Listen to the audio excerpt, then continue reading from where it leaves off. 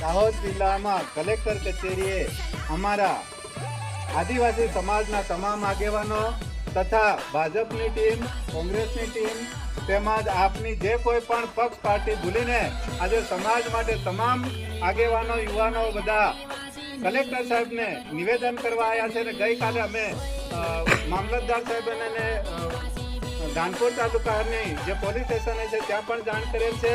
આજે કલેક્ટર સાહેબને જાણ કરીએ છીએ કે જે બિરસા મુંડાનું ચોક જે બનાવ્યો છે, ગઈ સાલથી આ પહેલ ચાલતી હતી, પણ ગયા વખતે કંઈક કારણોસર અમને તંત્રએ સફળતા ન મળવા દીધી ને આ વખતે જે ધાનપુરના આગેવાનો, આદિવાસી આગેવાનોએ જ્યાં સ્ટેચ્યુ મૂક્યું છે એ સ્ટેચ્યુ કોઈને નડતું નથી.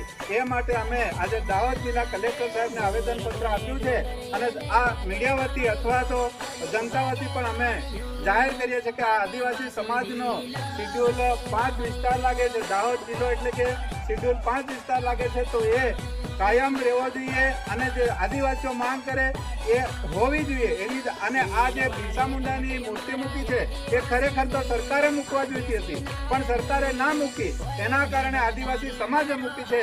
તો આ અમારી જે મૂર્તિ મૂકેલી છે એને ત્યાંથી ખસાવવામાં ના આવે.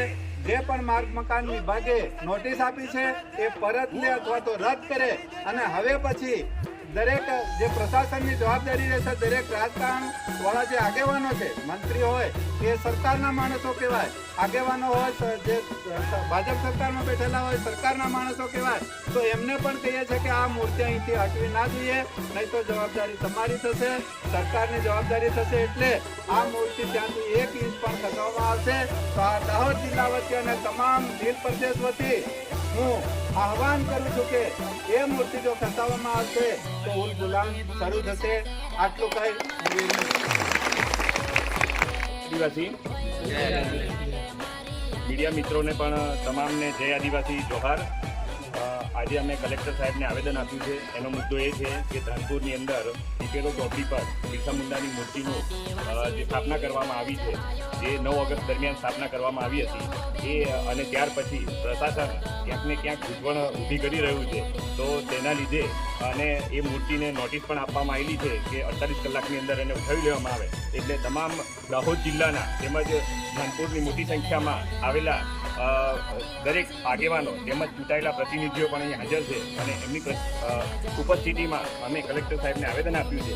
અને આવેદનના માધ્યમથી અમે જાણ કરવા માંગીએ છીએ કે આ જે મૂર્તિ છે એની સ્થાપના કાયમી રીતે રહેવી જોઈએ, એને કોઈપણ જાતની આંચ ના આવી જોઈએ અને તમામ પ્રશાસનને બિરસા મુંડાની મૂર્તિને સુરક્ષા આપવા માટેની જોગવાઈ કરવી જોઈએ. અને તેમજ ચૂંટાયેલા જેટલા પણ પ્રતિનિધિઓ અહીં આવેલા છે એ તાલુકા પંચાયત સામાન્ય સભાની અંદર પણ આનો કાયમી ઠરાવ કરે અને જિલ્લા પંચાયતના સામાન્ય સભામાં પણ આનો કાયમી ઠરાવ કરે એવી હું સર્વેને માંગ કરું. જોહાર, જય આજે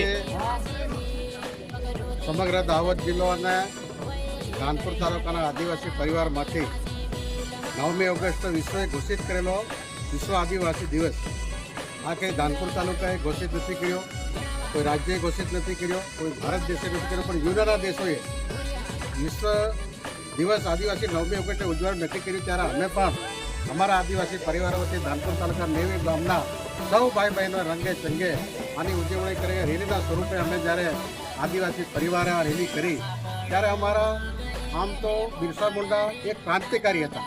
દેશ માટે અંગ્રેજો સામે લડીને માટી દેશની જળ જમીન જંગલ માટે તેઓ લડ્યા અને અંગ્રેજોને ઘૂંટણીએ પડ્યા, અંગ્રેજોને ધૂળ ચટાડી. એવા ક્રાંતિવીર હોય અને ક્રાંતિકારીનું જે પૂતળું મૂકવામાં આવશે એમાં કોઈ વિરોધ હોઈ શકે નહીં. અમારી આદિવાસીની આસ્થા છે, અમે પાણી, પવન, જંગલ, વનસ્પતિ માત્રને અમે દેવ માનીએ, અમે પ્રકૃતિ પૂજક છીએ. એવા છે કે આદિવાસી પ્રકૃતિ પૂજક, તો અમે વનસ્પતિને પૂજીએ, તમામ દેવતાઓને પૂજીએ, ઝાડને પૂજીએ, પખાન પૂજીએ, દાખલા કરીએ, પાળિયા મૂકીએ. તો અમારી આદિવાસીની એક આસ્થા છે કે બિરસા મુંડા અમારા આદિવાસી એક ભગવાન તરીકે માને. તો અમારા બાપ દાદાઓ પૂર્વજો મરી ગયા હોય તો અમારો આદિવાસી સમાજ એના પાળિયા તરીકે, ગાટલા તરીકે એનો મૂકે છે. આજે અમે અમારા બિરસા મુંડા આદિવાસી એક આસ્થા ભગવાન તરીકે માને છે.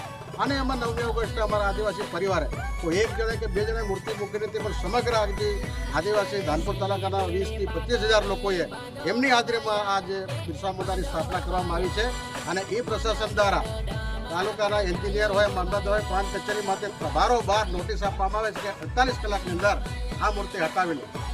એટલે અમારે એ માટે મામલતદાર આજે કલેક્ટર સાહેબની ઓફિસે આવેલા સમગ્ર આજે આદિવાસી પરિવાર પાર્ટી પક્ષ વગર કોઈ પણ પક્ષ વગર આદિવાસી પરિવાર એટલે આદિવાસી પરિવાર બધા આવીને આજે અમે આવેદન આપ્યું છે કે અમારી મૂર્તિ જે જગ્યાએ સ્થાપિત છે એ જગ્યાએ રહેવો જોઈએ.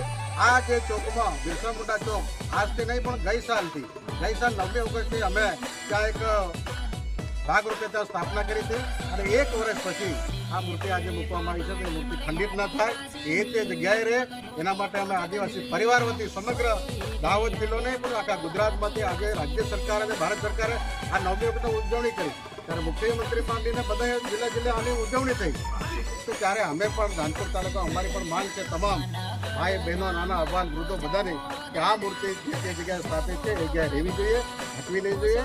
એ માટે અમે માન્ય કલેક્ટર સાહેબને આવેદન આપ્યું તો અમારી આદિવાસીની લાગણીને માંગણી સ્વીકારીને આ મૂર્તિ જે તે જગ્યાએ રહે એ જ થયું છે. ભારત માતા કી જય. આપનું નામ?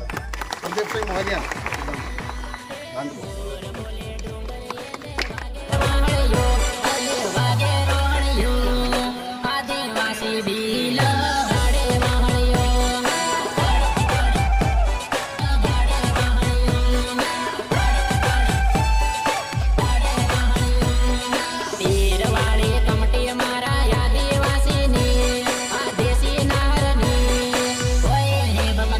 મારો આદિવાસી